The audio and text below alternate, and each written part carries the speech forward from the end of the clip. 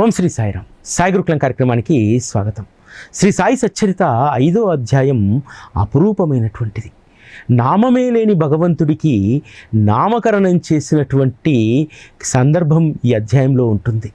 బాబా 16 ఏళ్ల బాలుడిగా షిరిడీ నుంచి అదృశ్యమై ఆ తర్వాత ఔరంగాబాదులో చాంద్ పాటిల్కు తారసపడి గుర్రపు జాడను చెప్పిన తర్వాత ధూప్ గ్రామంలో కొద్ది రోజులుండి ఆ తర్వాత మరలా షిరిడీకి పెళ్లి బృందంతో బాబా వస్తారు. బాబా 16 ఏళ్ల బాలుడిగా షిరిడీ నుంచి వెళ్ళిపోయిన నాటి నుండి బాబా రాక కోసం ఎదురు చూస్తున్నటువంటి భక్త మహల్సాపతి బాబాను చూడగానే పలికినటువంటి మొదటి మాట ఆవో సాయి అని చెప్పి, అప్పటి వరకు నామమే లేనటువంటి ఆ పరమాత్మకు సాయి అనేటువంటి నామాన్ని భాగ్యవంతుడైనటువంటి మహల్సాపతి నామకరణం చేస్తారు. ఈరోజు సాయి అనేటువంటి నామం ప్రపంచంలో శాంతికి చిహ్నం. అది ప్రపంచంలో తాపత్రయాలతో బాధపడేటువంటి వారికి సాయి సాయి అనేటువంటి నామం శాంతి తుంపరలను ప్రసాదిస్తుంది. అనేక అలజడులకు ఆ నామమే ఔషధంగా ఈరోజు మారింది. ఈరోజు సాయి నామం పలకనటువంటి గొంతు ఉండదు. సాయి సాయి అనేటువంటి నామం ఎన్నో జీవితాలను ఉద్ధరించింది, ఎన్నో అగచాట్లను సాయి సాయి అనేటువంటి నామం తప్పించింది. అంత శక్తివంతమైనటువంటిది సాయి అనేటువంటి నామం. భగవంతునికి నామకరణం చేసినటువంటి అధ్యాయంలో అద్భుతమైనటువంటి విశేషాలు ఉంటాయి. బాబా ఎప్పుడూ కూడా వారు ఖాళీగా కూర్చోలేదు, లేదా అరణ్యాల్లోకి వెళ్ళి తపస్సులు సాధనలు చేయలేదు. జనం మధ్యలో ఉంటూ అద్భుతమైనటువంటి విషయాలను, ఆ విషయ జ్ఞానాన్ని జనులకు బోధించారు. బాబా షిరిడీకి వచ్చినటువంటి తొలినాళ్లలో లెండితో పాటు ప్రస్తుతం సమాధి మందిరం ఉన్నటువంటి ప్రాంగణంలో బంతి చామంతి మొక్కలను తెచ్చి వారు పెంచేటువంటి వారు స్వయంగా వాటికి నీరు పోసేటువంటి వారు. ఆ నీరు పోసేటువంటి విధానంలో ఉన్నటువంటి అంతరార్థం చాలా గొప్పది. బాబా వామన్ తాత్యాకు డబ్బు చెల్లించి 2 పచ్చి కుండల్ని తీసుకునేటువంటి వారు. ఆ పచ్చి కుండలను భుజాన పైన మోస్తూ ప్రతి మొక్కకు కూడా నీరు పోసేటువంటి వారు. సాయంత్రం సమయానికి నీరు పోయడం అయిపోయిన తర్వాత వాటిని గురుస్థాన్ దగ్గర పెడితే అలా పెట్టగానే అవి ఇలా విచ్చుకపోయాయి. ఎందుకంటే కాలిన కుండలు చాలా రోజులు ఉంటాయి. పచ్చి కుండలు అసలు నీళ్లు పడితేనే, ఆ బరువు పడితేనే అవి విచ్చుకుపోవాలి. కానీ బాబా భుజం పైన ఉన్నంతసేపు, బాబా కార్యంలో ఉన్నంతసేపు ఆ పచ్చి కుండలు ఎప్పుడూ కూడా విచ్చుకపోలేదు. దీని అంతరార్థం ఏమిటి? సద్గురు సహచర్యంలో ఉన్నటువంటి వారి జీవితాలు ఎంత భద్రంగా ఉంటాయనేటువంటి దానికి అదొక నిదర్శనం. అంతేకాదు, కుండ చేసిన తర్వాత దాని ఆకృతి వచ్చిన తర్వాత అది ఖచ్చితంగా మంటల్లో కాలాలి, అగ్నిని ముద్దాడాలి. కానీ వాటికి ఆ బాధ లేకుండా బాబా ఏం చేశారు? ఆ మట్టి నిప్పును తాకకుండానే పచ్చి కుండలనే వారు వినియోగించారు. దీని అంతరార్థం ఏమిటి? ఈరోజు మనం కూడా పచ్చి కుండల లాంటి వాళ్ళమే. బాబా ఒడిని చేరినటువంటి మనము పచ్చి కుండలమైనప్పటికీ కూడా మనం ఈరోజు ఎంత సురక్షితంగా ఉన్నాం. చేసినటువంటి కుండ మంటలో కాలాలంటే దాని అర్థం ఏమిటో తెలుసా? ఈ భూమిపైకి వచ్చినటువంటి జీవి తన కర్మలను అన్నింటినీ కూడా అనుభవించాలి.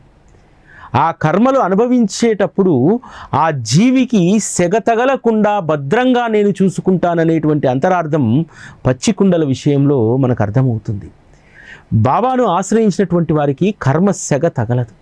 మనము పచ్చి కుండల వలె భద్రంగా బాబా వద్ద ఉండవచ్చు. ఆ సెగ తగలకుండానే వారి సహచర్యంలో అనుభవించాల్సినటువంటి కర్మలన్నీ అనుభవించి మన జీవితం ఆయువు పూర్తయిన తర్వాత ఆ గురుస్థాన్ వద్ద వేప చెట్టు దగ్గర ఏ పచ్చి కుండలైతే విచ్చుకపోయాయో ఆ విధంగా మళ్ళీ మన ఆత్మ అందులో నుంచి వెళ్ళి మళ్ళీ మనం ఆ మట్టిలో కలిసిపోతాం. కాబట్టి ఈ భూమిపైన జనించే ప్రతి జీవి కూడా సద్గురు సహచర్యంలో ఉంటే, పచ్చి కుండ కాలితేనే అది ఉపయోగంలోకి వస్తుంది కదా. అదేవిధంగా నరుడు మోసుకొచ్చినటువంటి కర్మలు, ప్రారబ్ధ కర్మలు అనేటువంటి ఆ సెగను తాకి వాటిని అనుభవిస్తేనే నరుడి యొక్క జీవితము మరొక జన్మకు వెళ్తుంది. కానీ బాబా ఆ సెగ తగలకుండానే మనల్ని అత్యంత సునాయాసంగా ఆ కర్మల నుండి బయటపడేసి సురక్షితంగా తన భుజాలపైన తన చరణాల వద్ద మనల్ని ఉంచుకుంటారు. ఇందులో ఉన్నటువంటి గొప్ప అంతరార్థం అది. బాబాను ఆశ్రయించడం వల్ల ప్రయోజనం ఏమిటి అంటే, ఈ పచ్చి కుండల కథ మనకు గుర్తుకు రావాలి. పచ్చి కుండల వలె మనకు కర్మ అనేటువంటి సెగ తగలకుండా వారు మనల్ని భుజానికి ఎక్కించుకున్నారు, వారు సహచర్యంలో మనల్ని ఉంచుకున్నారు. తద్వారా ప్రారబ్ధ కర్మ అనేటువంటి సెగ మనకు తగలకుండా అత్యంత సునాయాసంగా ఆ కర్మలను అనుభవించి మనం బయటికి వెళ్ళడం జరిగింది. కాబట్టి ప్రతి జీవి కూడా బాబాను ఆశ్రయించిన తర్వాత ఇదే విధంగా వారి జీవితాలను తరింపజేసుకుంటారు. బాబాను అర్థం చేసుకోవాలంటే వారిని ఆశ్రయించైనా ఉండాలి, వారి మహత్తైనా తెలుసుకోవాలి. లేకపోతే మహాత్ములకు మాత్రమే వారి యొక్క మహత్తు తెలుస్తుంది. గంగాగిరి మహారాజు నామసప్తాహాలు చేస్తూ అనేక ప్రాంతాల్లో నామసప్తాహాలను ఏర్పాటు చేస్తారు. షిరిడీలో కూడా ఒకసారి నామసప్తాహం ఏర్పాటు చేయాలని చెప్పి షిరిడీకి వచ్చి హనుమాన్ ఆలయంలో ఉంటే బాబా 2 కడవలు మోసుకొని వెళ్తున్నటువంటి దృశ్యాన్ని చూస్తారు భుజాలపైన. చూసి ఆ యువకుణ్ణి అనుసరించి ద్వారకామయి వరకు వెళ్తారు. బాబాను చూసినటువంటి గంగాగిరి మహారాజ్ అంటారు, అమూల్యమైనటువంటి రత్నాన్ని పొందినటువంటి ఈ షిరిడీ జనులు అదృష్టవంతులు. అంతేకాదు వీరి వల్ల ఈ క్షేత్రానికి గొప్ప మహత్తు కలుగుతుందని చెప్పి గంగాగిరి మహారాజు చెప్తారు. అప్పటి వరకు బాబా యొక్క మహత్తును ఏదో సాధారణమైనటువంటి ఫకీరు, ఏదో అవధూత అనేటువంటి దాంట్లో ఉన్నారు. కానీ గంగాగిరి మహారాజు లాంటి వారు బాబా యొక్క మహత్తును, అంతేకాదు గంగాగిరి మహారాజు సంస్థానం ఇప్పటికీ కూడా బాబా పట్ల ఎంత గౌరవాన్ని ప్రదర్శిస్తుందంటే, బాబా గారి యొక్క సమాధి శతాబ్ది ఉత్సవాల సందర్భంగా వారు షిరిడీలో పెద్ద నామసప్తాహాన్ని నిర్వహిస్తారు. దాదాపు 20 నుంచి 25 లక్షల మంది ఆ 7 రోజుల్లో ఆ నామసప్తాహంలో పాల్గొన్నారు. ఆ నామసప్తాహం ఎక్కడ జరిగినా ఏం చేస్తారంటే, నామసప్తాహ నిర్వహణకు ఆ పరిసర ప్రాంతాల గ్రామస్తులందరూ కూడా నిధులను పోగు చేస్తారు. గంగాగిరి మహారాజు నిర్వహించేటువంటి నామసప్తాహము కేవలం ఒక భగవంతుని నామమే ఉండదు. అందులో మానవీయ కోణము, సమతా మమతలు నిండి ఉంటాయి. వారు కేవలము సంస్థాన్ వారు వాటర్ ట్యాంకులు లాంటి ట్యాంకుల్లో సబ్జీని సాంబార్ను వండి తెస్తారు. అంటే ఎంతమంది వస్తారో చూడండి. అదేవిధంగా రొట్టెలు మాత్రము వచ్చేటువంటి భక్తుల్ని తెమ్మని చెప్తారు. దాంట్లో గొప్ప మానవీయత, సమతా మమత ఉంటుంది. వచ్చేటువంటి వారు మీకు 4 రొట్టెలు అవసరమైతే 8 తీసుకురండి, ఆ 8 మరొకరికి అవి ఉపయోగపడతాయని ఆ రొట్టెలన్నీ కూడా తెచ్చి భక్తులు రాసులుగా పోస్తారు. ఆ విధంగా జనుల మధ్య సమతా మమత, ఐక్యత, దాంతోపాటు హరినామస్మరణ పట్ల ప్రీతిని గంగాగిరి మహారాజ్ పెంపొందించారు. ఆ రోజు నుంచి ఈ రోజు వరకు కూడా అదే సాంప్రదాయం జరుగుతుంది. బాబా గారి యొక్క సమాధి శతాబ్ది ఉత్సవాల సందర్భంగా వారి గౌరవార్థం గంగాగిరి మహారాజ్ యొక్క సంస్థానం నామసప్తాహాన్ని షిరిడీలో ఏర్పాటు చేస్తుంది 2018లో. ఆ సందర్భంగా 25 లక్షల మంది జనులు అక్కడికి వచ్చారు. హరినామ సంకీర్తనతో భూలోక వైకుంఠంగా షిరిడీ మారిపోయింది. ఆ నామసప్తాహం ముగిసిన తర్వాత గంగాగిరి మహారాజ్ యొక్క పరంపరలో ప్రస్తుత పీఠాధిపతిగా ఉన్నటువంటి రామగిరి మహారాజ్ గ్రామస్తులందరినీ పిలుస్తారు. ఇదిగో ఇంత డబ్బు మిగిలింది, 25 లక్షల రూపాయలు మిగిలాయి, దీన్ని గ్రామంలో అభివృద్ధి కోసం ఉపయోగించండి. ఎందుకంటే ఇది సాయిబాబా నేలపైన వచ్చినటువంటి డబ్బు, ఇది ఆయనకే చెందాలి అని అంటే గ్రామస్తులు ఒప్పుకోరు. అయ్యా, షిరిడీ సాయిబాబా నుంచి గంగాగిరి మహారాజ్ సంస్థానానికి బాబా ఇస్తున్నటువంటి దక్షిణగా మీరు భావించండి అని అంటారు. ఆ తర్వాత గ్రామస్తులందరినీ మరలా సర్లాబేట్ వారి యొక్క సంస్థానానికి పిలిపించి చెప్తారు, సరే మీ కోరిక మేరకు నేనేం చేస్తానంటే ఇక్కడ ఒక భక్త నివాస్ నిర్మిస్తాను. శతాబ్ది ఉత్సవాల సందర్భంగా బాబా సర్లాబేట్కు గంగాగిరి మహారాజ్ సంస్థానానికి ఇచ్చినటువంటి ఆ దక్షిణను వారి పేరు మీద, వారి సెంటనరీ ఇయర్, సమాధి సెంటనరీ ఇయర్ చిహ్నంగా ఇక్కడ భక్త నివాస్ కడతామని చెప్పి బాబాగారి పేరు మీద ఇప్పుడు సర్లాబేట్లో అద్భుతమైనటువంటి భక్త నివాస్ అక్కడ ఏర్పాటు చేయడం జరిగింది. అది ఎంతోమంది భక్తులు అక్కడ రాత్రిపూట ఉండడానికి ఆ గదులు, ఆ భక్త నివాస్ ఉపయోగపడుతుంది. అంత గౌరవం బాబా అంటే ఇప్పటికీ కూడా గంగాగిరి మహారాజ్ సంస్థానానికి. అదేవిధంగా మరొక సత్పురుషుడు అక్కల్కోట మహారాజ్ దగ్గర ప్రధాన శిష్యుడిగా ఉండి ఏవులాలో ఒక మఠాన్ని స్థాపిస్తారు ఆనందనాథ్ మహారాజ్. ఆనందనాథ్ మహారాజు షిరిడీకి వచ్చిన సందర్భంలో బాబాను చూసి ఒక మాట అంటారు, మీరు ఇతనిని చూసి పెంట కుప్ప మీద రాయనుకుంటున్నారు, కానీ అతని రత్నం, అతని విలువేమిటో మీకు భవిష్యత్తులో తెలుస్తుంది, బాగా గుర్తుపెట్టుకోండి అని చెప్తారు. ఈ విధంగా అనేక మంది మహనీయులు బాబా యొక్క వైభవాన్ని బాబా షిరిడీకి వచ్చినటువంటి తొలినాళ్లలోనే వారు ప్రకటించడం జరిగింది. కానీ అది చాలామందికి అర్థమయ్యేసరికి చాలా సమయం పట్టింది. అక్కల్కోట మహారాజు అనేక సందర్భాల్లో వారి శిష్యులకు చెప్పేటువంటి వారు. స్వప్న దర్శనాల ద్వారా చాలామందికి ఇటువంటి మార్గదర్శనాన్ని చేశారు.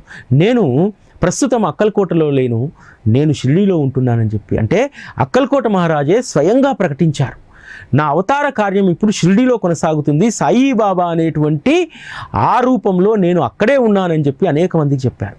అందుకు నిదర్శనమే శ్రావణ పౌర్ణమి సందర్భంగా గురుస్థాన్లో పాదుకలు ప్రతిష్ఠించారు కదా, అది అక్కల్కోట మహారాజు షిరిడీలోనే ఉన్నారు అనడానికి అదొక నిదర్శనం అన్నమాట. బాయి అనేటువంటి అక్కల్కోట మహారాజు భక్తుడు తన మనసులో ఒక కోరిక ఉంటుంది. అక్కల్కోట వెళ్ళి అక్కడ అక్కల్కోట మహారాజ్ పాదుకలను ప్రతిష్ఠించాలనుకుంటారు. అది సాధకులకు ఎంతగానో ఉపయోగపడుతుంది.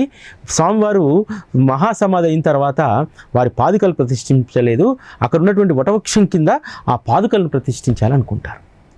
కానీ వారు అక్కల్కోట వెళ్ళేటువంటి ముందు రోజు రాత్రి ఒక స్వప్నం వస్తుంది.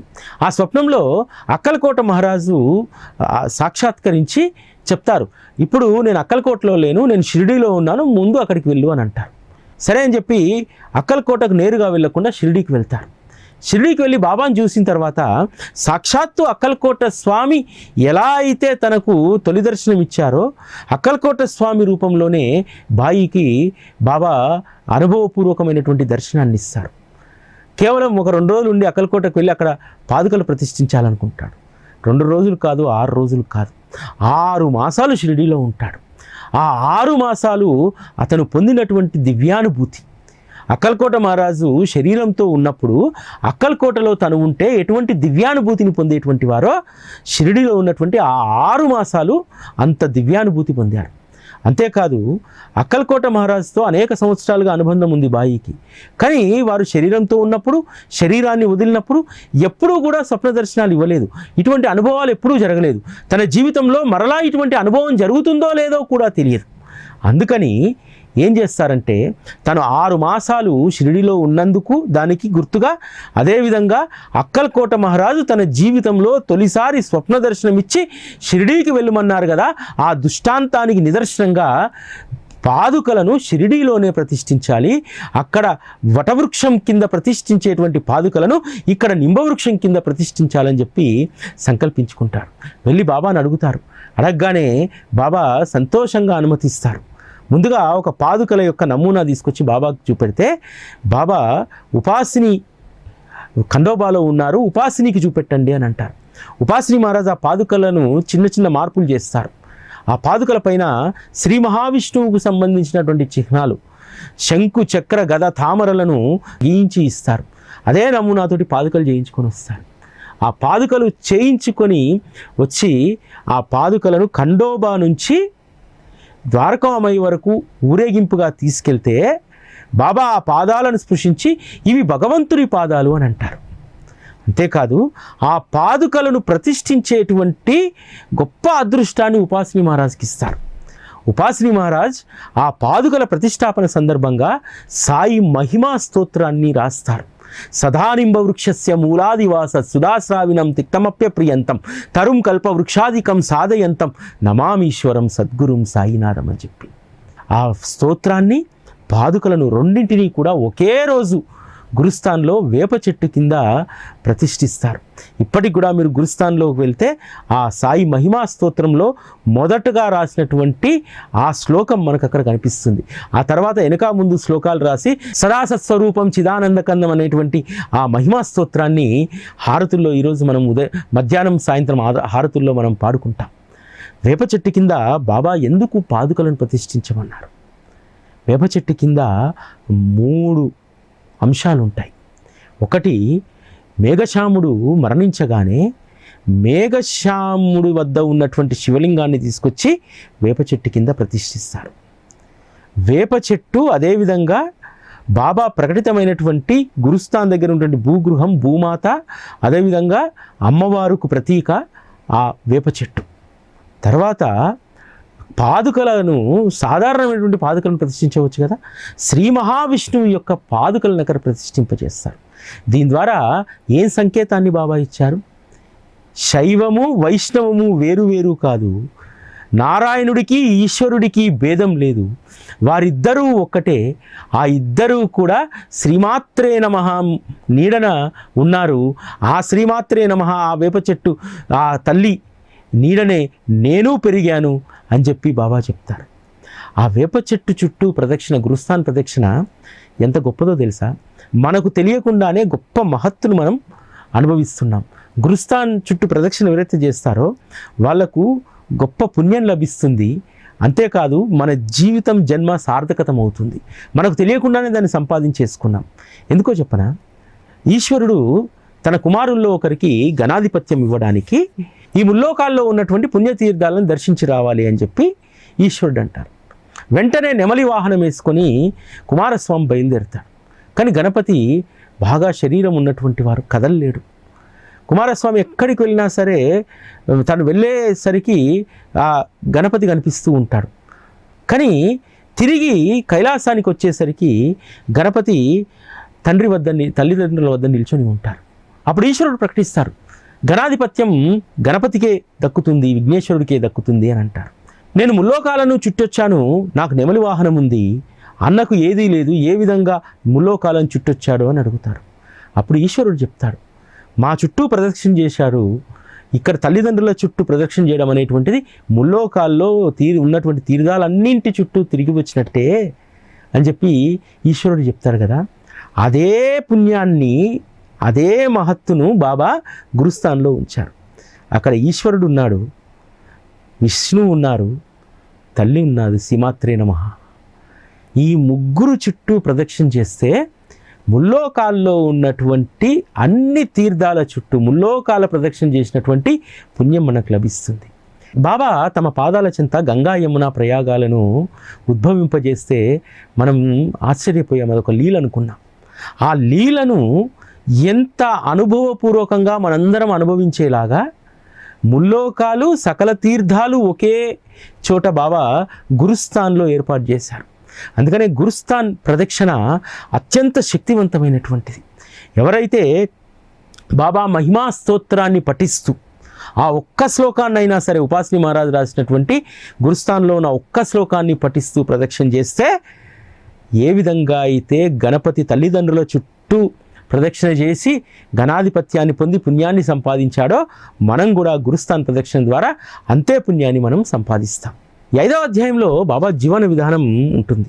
మొదట బాబా పహిల్వాన్లో వాళ్ళే ఉండేటువంటి వారు. కుస్తీ పోటీల్లో బాగా ఆసక్తి ఉండేది. ఒకరోజు మొయినుద్దీన్ భాయ్తో కుస్తీ పోటీ పడి అందులో ఓడిపోతాడు.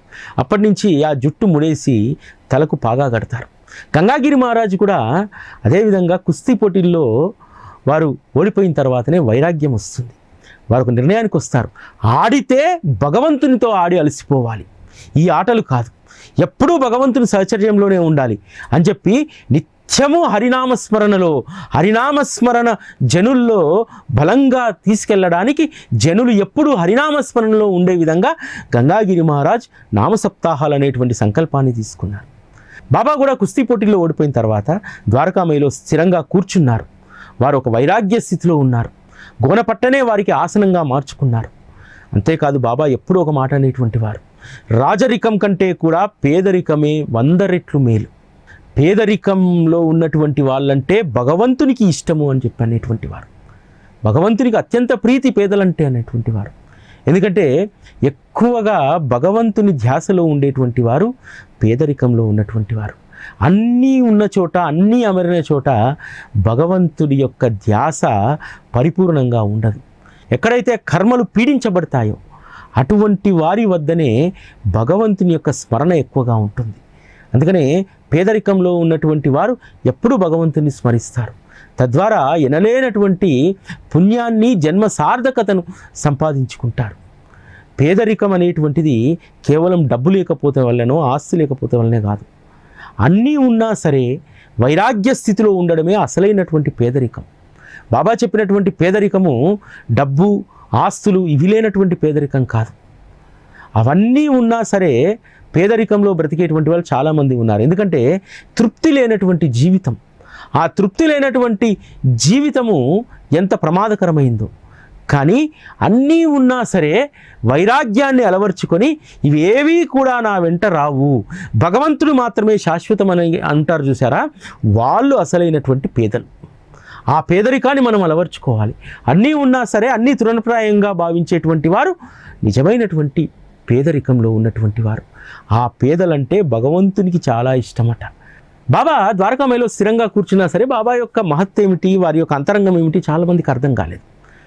నీమ్గావ్ జమీందారు త్రయంబక్ డెంగ్లే బాబాతో సన్నిహితంగా ఉండేటువంటి వారు.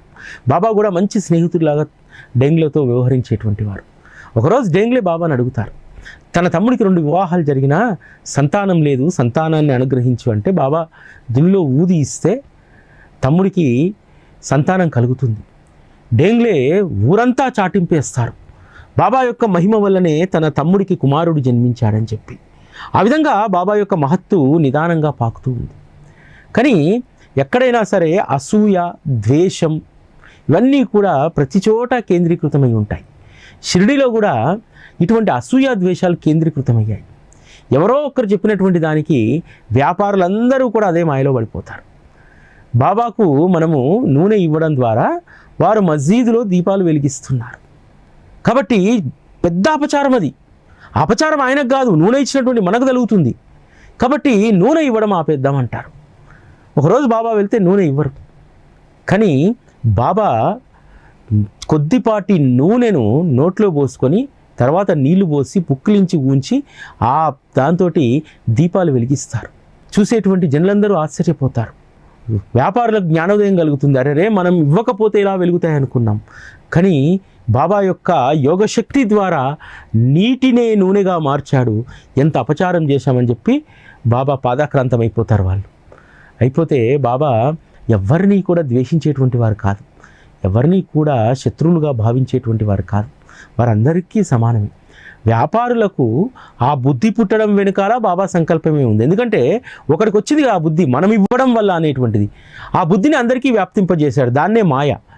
ఆ మాయ ఇక్కడ నూనెతో కాకుండా నీటితో దీపాలు వెలిగించడం ద్వారా ఆ జ్ఞానజ్యోతులను చూసి ఆ మాయ పారిపోయింది వాళ్ళ నుంచి. తద్వారా మళ్ళీ వచ్చి బాబాకు శరణాగతులయ్యారు. ఇక్కడ మనం గుర్తుపెట్టుకోవాల్సింది ఏంటంటే పంచభూతాలు వారి స్వాధీనంలో ఉన్నాయి. అష్టసిద్ధులు, నవనిధులు వారి తలపాగాలో దాగి ఉన్నాయి. అటువంటి సిద్ధుడు పరబ్రహ్మ తనకు నూనెను సృష్టించడం ఒక పెద్ద పని. అటువంటి పరబ్రహ్మకు నిప్పు, నీరు ఒక చోట సృష్టించడం అదొక పెద్ద వింతన. ఇవన్నీ వారికి సాధారణమైనటువంటివి. కానీ ఇటువంటివి మరలా ఎప్పుడు బాబా రిపీట్ చేయలేదు. బాబా ప్రత్యక్షమైనటువంటి అంటే ప్రదర్శనీయమైనటువంటి లీలలు వారు చాలా అరుదుగా చేశారు. 1-2 లీలలు మాత్రమే. అంతెందుకు ఖండయోగము తర్వాత దౌతి లాంటి ప్రక్రియలు చేసేటప్పుడు ఎవరిని కూడా దగ్గర రానిచ్చేవారు కాదు బాబా. ప్రదర్శనీయమైనటువంటి లీలలు, మహిమలు ఎప్పుడు వారు చూపలేదు. పంచభూతాలు వారి ఆధీనంలో ఉన్నాయి. పంచభూతాల నుంచే కదా నూనె వచ్చేది. నేలపైన విత్తు పడాల్సిందే, విత్తు మొలవాల్సిందే, మొలిసినటువంటి విత్తు అగ్నిని తాకాల్సిందే, తాకినటువంటిది అది సలసలా కాగుతూ నూనె రూపంలో బయటికి రావాల్సిందే. పంచభూతాలే కదా, పంచభూతాలే ఆ విత్తును పెంచి పోషించాయి కదా. మరి పంచభూతాలే బాబా ఆధీనంలో ఉన్నప్పుడు నూనె వారి నోటి నుండి రావడం అనేటువంటిది పెద్ద విషయమా? కాబట్టి ఆ రోజు నీటితో దీపాలు వెలిగించినటువంటి లీల ద్వారా బాబా యొక్క వైభవము, వారి లీలా మహత్యము షిరిడీ చుట్టుపక్కల అనేక గ్రామాల్లో పాకింది. అప్పటి నుండి భక్తులు రావడం, భక్తులు వచ్చేటువంటి సంఖ్య పెరిగిపోతూ ఉంది. బాబా యొక్క అణుకువ 5వ అధ్యాయం తెలియజేస్తుంది. మనం ఎంత ఎత్తుకు ఎదిగినా ఒక పదం ముందు మనం తలొగ్గాల్సిందే అని చెప్పి. ఆ పదమే గురువు. గురువు ముందు తల ఉంచకపోతే, ఆ పదం వినగానే సాష్టాంగం చేయకపోతే జన్మ వ్యర్థం అనేటువంటి విషయం బాబా చెప్తారు.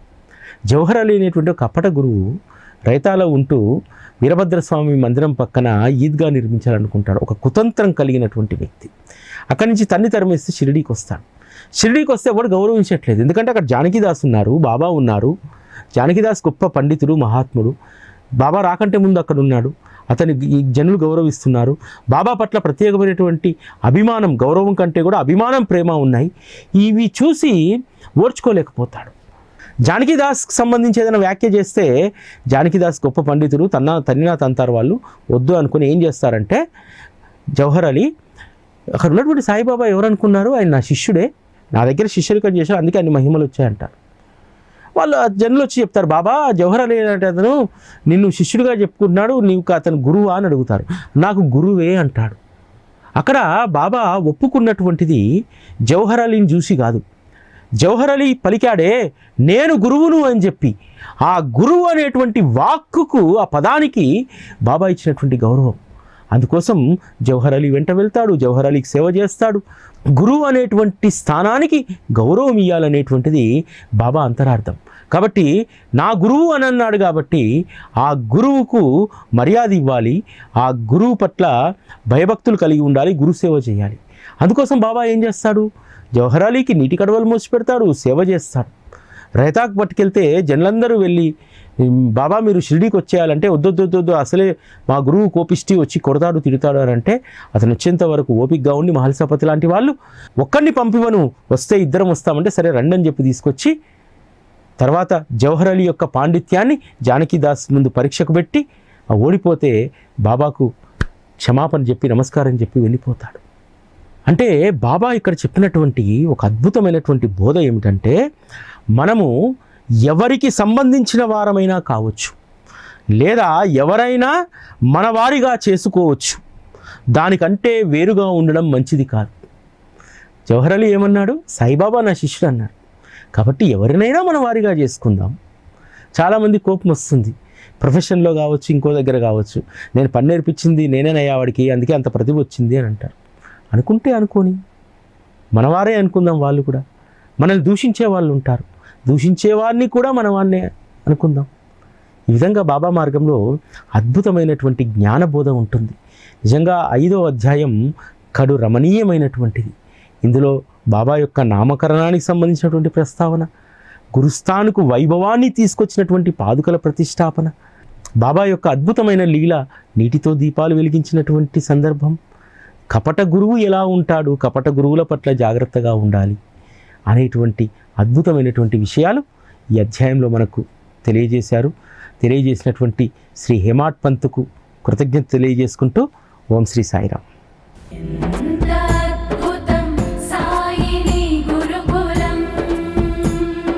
శిక్షణే తప్ప శిక్షలు లేని శరణాగతి సౌదం.